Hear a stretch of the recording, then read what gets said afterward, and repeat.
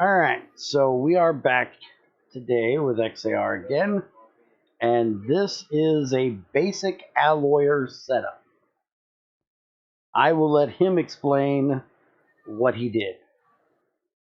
Okay, so we have some circuit contraptions that we can see um, that are from the previous videos. We have our RS latch, which is causing the piston to shut off in front of there. This is a locking feature to cause us to, when we are at high temperature, to stop the assembly and force us to stop trying to put more items in here, as well as pull the piston up. This also has the effect of hitting this germanium hopper up here, which is not, which has an inversion on it to make it a not execute. So when uh, this is up, it's going to try and drop whatever's in here. That's an overheat protection. If you're lazy and use high, long burning time fuel, you need a method to stop that. If you use short burning fuel, like little nuggets or liquids or gases, then a quick shut off will not cause you to raise too much temperature. At a Yeah, low you can temperature, literally use sticks, saplings, nuggets, tiny dust, small dust, anything other than bricks of coal coke, and you would not need this. But if you're too lazy to turn your coal coke into nuggets, or your lignite coke into nuggets, then you need what he has here. Because we have everything automated with coal coke and lignite coke bricks. Anyways, back to the tutorial. so then this circuitry is there for this shut off. So we have a shut off thermometer that goes into this block here, which if we flip this into the off position, sets a high into this, which also stops it from trying to drop more items. And then back here on this side, we have our pulse circuit, which we talked about in the previous video as well. And this will pulse when the uh, crucible has no weight in it. So we have this very tightly in here. We have this weight O meter set to 10 grams, which will basically detect any single thing in that crucible. And let me pull this crucible out of here and put a crate in. Come on, crate, put in. Awesome. Um, so now we see that we have that weight there. It's now off. It's not on a high pulse anymore. We put an item in there, it went high again. Now this is why we use a falling circuit in this current configuration, because it's now got a high signal. We want it to trigger again when that signal falls, and so if we have no item in there, that signal falls, and we see uh, the circuit trigger there.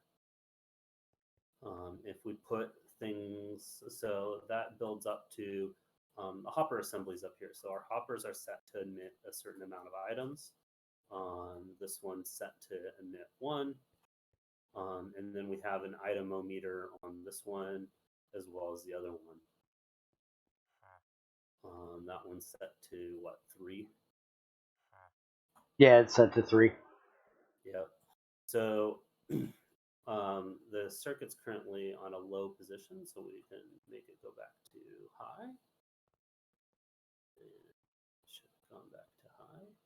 And you'll remember from the last video where we were showing making things that they are on exact numbers, so it will emit exactly 3, not um, a divisible of 3. Yep. So now with the circuit set up, there's currently I put some garbage items in the in our crate here. and then we see it pull those out, and hey, look, we got 3 and 1 item in here. And every time these both come out, we'll get 3 and 1 again, and 3 and 1 again. So we can verify the circuit works. I actually recommend using a accessible crate or chest you can open up in this configuration to make sure your circuit works right before you try and shove it in a crucible and turn it into scrap. And then Yes, finally crates are great for testing. finally we have a thermometer cabled into all of these molds. The molds themselves are set to auto on redstone signal, and then we have the crossings to get them over there. And our standard put a hopper under a mold to pull it out, and then it goes into our chest over here. So basically, this setup can do any alloy that's a 3-to-1. So brass, bronze.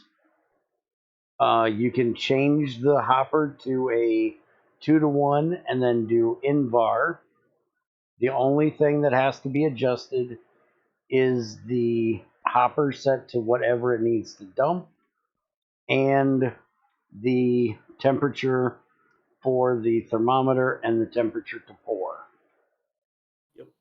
And if you have any questions on how to do the thermometers, I will leave a little thingy up in the corner for the video where I explained the thermometers a little better. We also have ITEMO meters on here, and this is an optional feature, but definitely great when you don't know how much you're putting in here. So if you put like, I don't know, an entire chest worth of items in here and you don't go math out the ratios, this ITEMO meter is set to less than 3, and that'll give us a high signal. So if there's less than 3 items, so say we put 2 quartzite in here, and we pull the items out of the chest, it'll no longer trigger the quartzite, and we'll stop trying to put that in. Oh, that's So actually a now good addition. so it stops the reaction by putting a high signal back into this block, and that block is passively giving the high signal back to the hopper. So it prevents us from turning off, from pouring more items. This will cause the crucible to pour empty and rapidly heat up, which is why we have an overheat mechanism in the logic here to shut that off quickly. And if you're, again, boring slash lazy like me, or you go through a lot of crucibles like me, put in this extra drop when you're over temp to drop an item in there. If you're doing alloying, definitely do something that won't react to your recipe because it might fall in at the wrong time. Gold and lead tend to be good options for this. If you have uranium is also a good option. Uranium is actually the best option because it doesn't have an alloy. Gold and lead are typically what you would use because gold will only mix with like silver and iron, and lead will mix with only antimony. So you can use either of those for anything. And the reason why we use one of those 3 is because they are very dense. Tungsten, for if you have it, is also a great option because it's one of the densest, if not the densest. Tantalum, that would work as well. It's very dense. But yeah, early game, gold lead is your good go-to. If you want one that's guaranteed not to alloy with anything, uranium. But again, that's harder to get to, so not something you're going to do early game. And you can also use this when you get a heater because you can use the shutoff here that triggers the piston. If you go and look at my automating steel video where I show it with a heater, it'll explain how to set up a heater to pulse on and off with a redstone signal so you can just use this signal to go to the heater rather than go to the piston to turn it on and off. So this is a contraption you could use for the entire time you're playing GT6. With the heater, you would probably invert the signal into the heater. This is just straight into the piston. You want it to be inverted. And you Well, would with the lower this. controller, you can invert the controller too. Yeah, you can do that also. And then with the heat, you would put the heat closer to the melting point of the metal rather than something that's a little higher when you're in a burning box.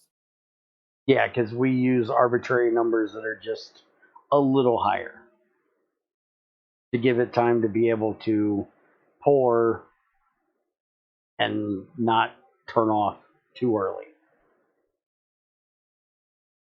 So that is the basic alloyer. You can ramp this up as well if you can find enough room to put this little contraption over here with the chest and the hopper to the front or the other side, or you want to add hoppers just for, or a pipe, you can make this as big as you want. You might end up with something that looks like that over there, which we will show you in the next video. Have a good one.